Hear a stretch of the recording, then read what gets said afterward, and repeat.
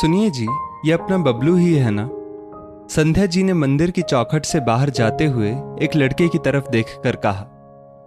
हाँ, ये तो अपना बबलू ही है, माधव जी आश्चर्य से बोले।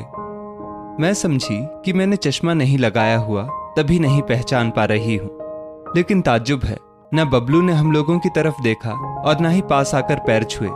ये तो आज पहली बार हुआ है, वरना तो देखते ही लपक कर पास आकर नमस्ते करके पैर छू लेता था। संध्या जी सचमुच ताज्जुब कर रही थी। वही तो मुझको भी आश्चर्य हुआ, वरना आज से पहले कभी ऐसा हुआ ही नहीं।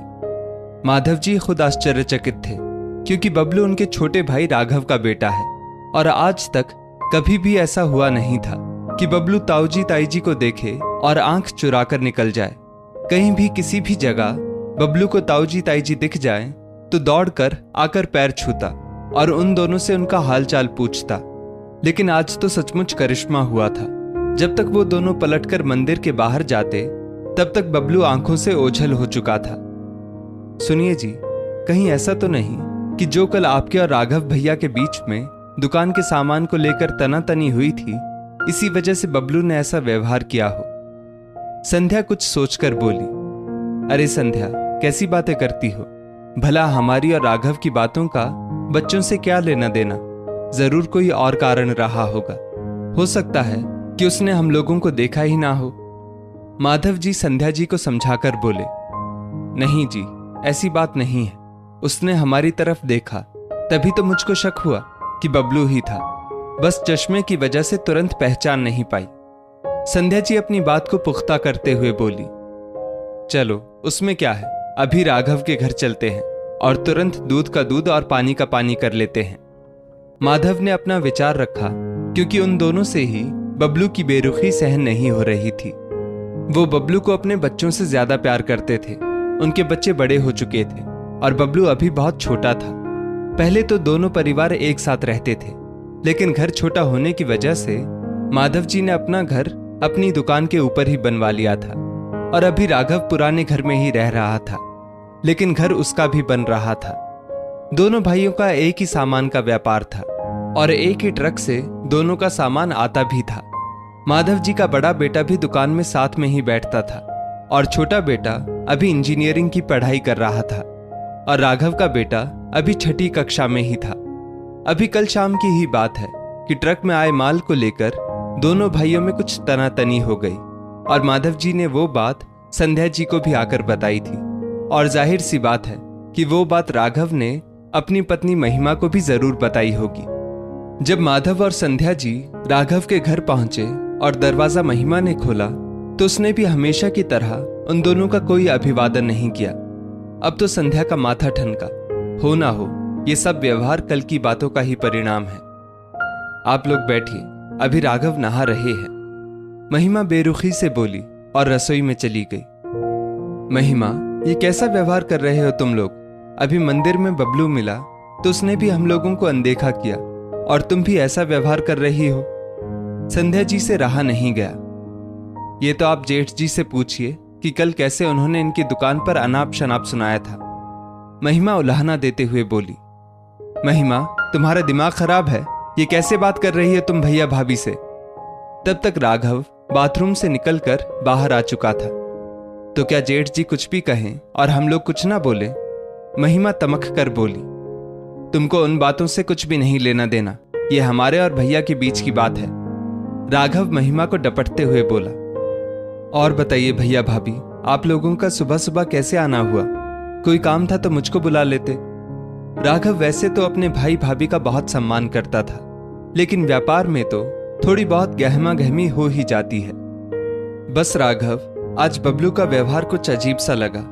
मंदिर में उसने हम लोगों को देखकर भी अनदेखा किया और फटाफट भाग निकला, जबकि ऐसा आज से पहले कभी नहीं हुआ। क्या तुमने उसको हम लोगों से बोलने के लिए मना किया है?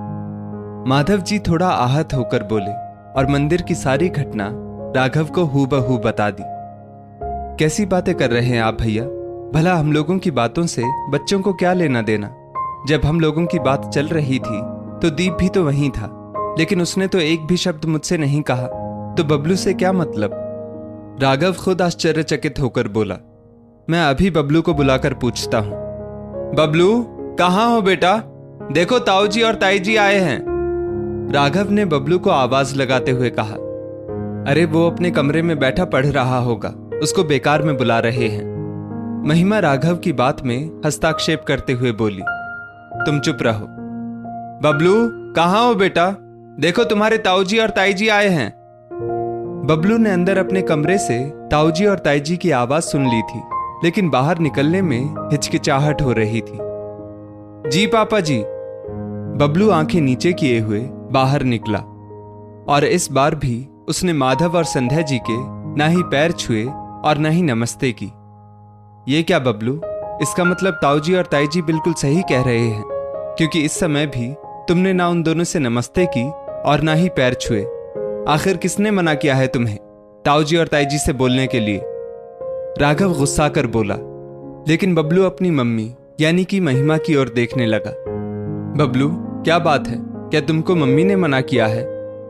मैं क्यों मना करने लगी? महिमा थोड़ा घबरा कर बोली, क्योंकि वो जानती थी कि राघव को गलत बात बिल्कुल भी बर्दाश्त नहीं थी। तो फिर बबलू, साफ साफ बताओ कि क्या बात है। हम तुम्हें बिल्कुल भी नहीं डांटेंगे, राघव ने पुचकारते हुए कहा। अरे आप भी उसके पीछे ही पड़ गए। हो गई होगी कोई भूल, लेकिन अब नहीं होगी। जाओ बबलू, ताऊजी और ताईजी के पैर छू लो। महिमा तपाक से बोली। नहीं बबलू, साफ साफ बताओ, वरना मैं तुमको माफ नहीं करूंगा। पापा, मुझे कल रात को मम्मी ने मना किया था। ये क्या कह रहे हो तुम? मैं क्यों कुछ कहूंगी? महिमा हकलाकर बोली।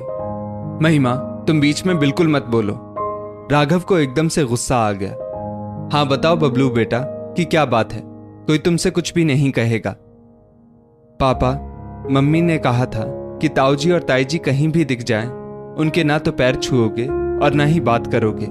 उन दोनों को उनकी औकात दिखानी है। उनके बच्चे बड़े हो गए हैं तो वो हमारे पापा के ऊपर रौब दिखाते हैं। जब तक उनके बच्चे छोटे थे तो पापा की जी हुजूरी करते थे।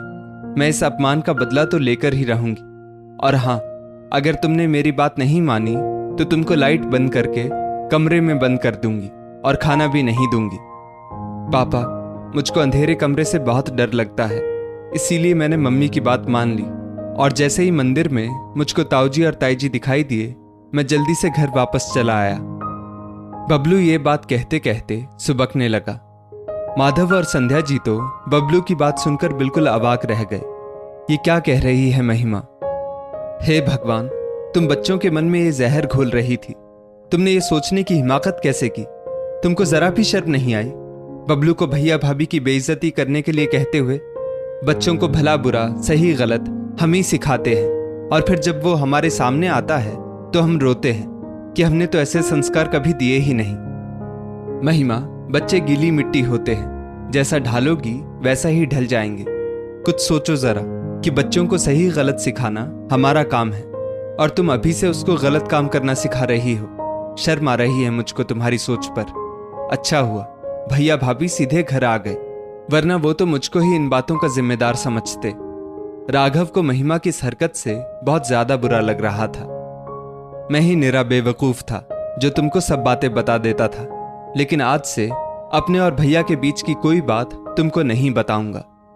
महिमा के पास सिवाय आंखें नीचे करके उसकी बातें सुनने के अलावा कोई चारा ना था, और उसको तो माधव और संध्या जी के सामने निगाहें ऊंची करने में भी शर्म महसूस हो रही थी, क्योंकि संध्या जी हमेशा महिमा को छोटी बहन सा स्नेह देती थी।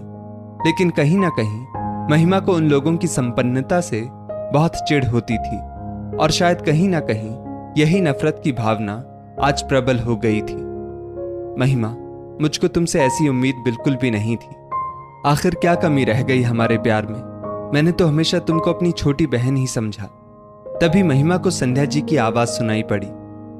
जी, मुझे माफ कर दीजिए। पता नहीं किस भावना के वशीभूत होकर मैंने बबलू को उल्टी सीधी पट्टी पढ़ा दी, लेकिन प्लीज आप और भैया मुझे माफ कर दीजिए। मैं आज और अभी संकल्प लेती हूँ कि आज के बाद भविष्य में कभी भी ऐसा नहीं होगा। महिमा तो संध्या जी के पैर पकड़कर रोने ही लगी। महिमा, तुम्हारी ये गलती माफी के लायक बिल्कुल भी नहीं है। किस मुंह से भाभी और भैया से माफी मांग रही हो? राघव अभी भी गुस्से में था। भैया, अगर सुबह का भूला शाम को घर आ जाए तो उसे भूला नहीं कहते।